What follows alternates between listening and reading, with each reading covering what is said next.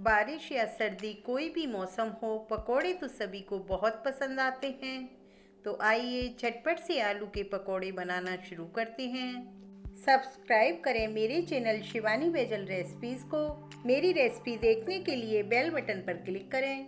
हमने 2 medium size के आलू लिए हैं। इन्हें हमने छील लिया है। आलू आप जब भी छीलें तो उसके बाद उसे पानी में रखें, नहीं तो आलू काले पड़ जाएंगे।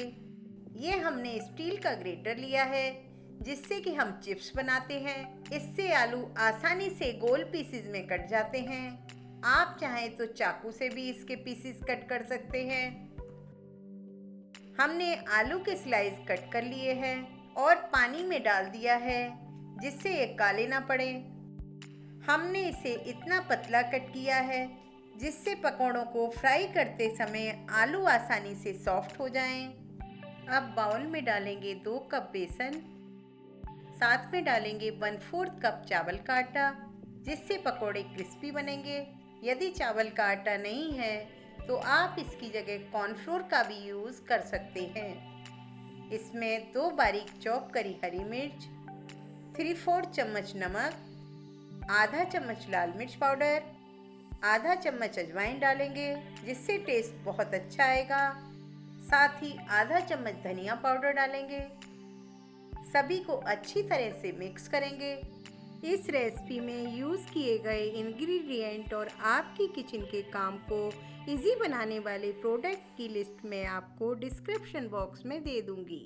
थोड़ा थोड़ा पानी डालकर इसका बैटर बनाएंगे जिससे इसमें कोई लम्स ना पड़े।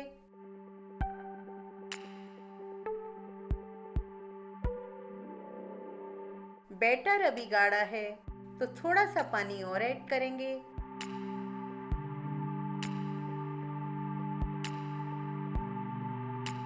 बैटर बनकर तैयार है। इसे बनाने में हमारा 2 कप से थोड़ा कम पानी लगा है।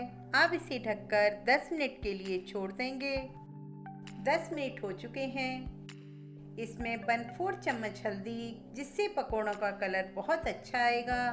साथ ही 1 पिंच बेकिंग सोडा डालेंगे जिससे ये कुरकुरे और फूले फूले बनेंगे। इसमें 1 चम्मच के करीब पानी डालेंगे और इसे एक ही डायरेक्शन में 1 मिनट तक फेंटेंगे। पकोड़ों का बैटर हमें इस तरीके का चाहिए जो ना बहुत अधिक गाढ़ा हो ना बहुत अधिक पतला हो, यानी कि मीडियम कंसिस्टेंसी का बैटर चाहिए। ग्रेट किए हुए आलू को हम निकाल लेंगे जिससे कि इनका पानी निकल जाए। गैस पर पैन में हमने तेल गरम होने रख दिया है। तेल गरम हो गया है।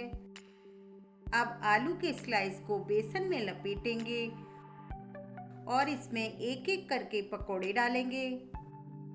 फ्लेम को स्लो मीडियम रखेंगे।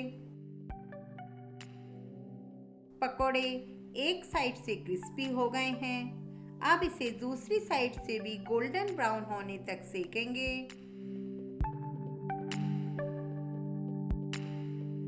पकोड़े सिककर तैयार हैं। इसे टिश्यू पेपर पर निकालेंगे। देखिए कितने अच्छे पकोड़े बनकर तैयार हुए हैं। तो जब भी आपका पकोड़े खाने का मन करे तो आप इस टेस्टी पकोड़ों को अवश्य बनाएं। फिर मिलते हैं एक नई रेसिपी के साथ। Thank you.